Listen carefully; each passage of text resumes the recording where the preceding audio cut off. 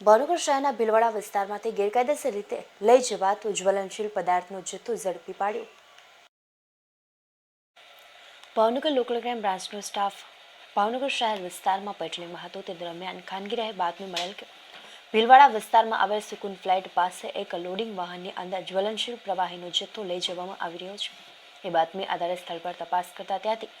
loading વાહનની અંદર 200 litre પ્રવાહી ભરેલ 5 બેરલ મળી આવ્યા હતા, જે કુલ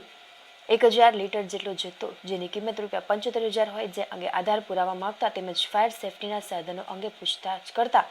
તેમની પાસે કોઈપણ ફાયર સેફટીના સાધનો કે આધાર પુરાવા ન હોય, જેને લઈને ફાયર સેફટીના સાધનો રાખ્યા વગર ગેરકાયદેસર જ્વલનશીલ પદાર્થનો જથ્થો વહન કરતા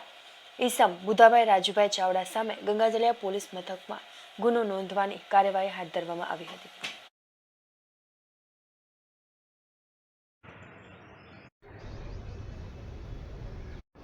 આગે પીપળા દેખો જાવ પૂરો પડી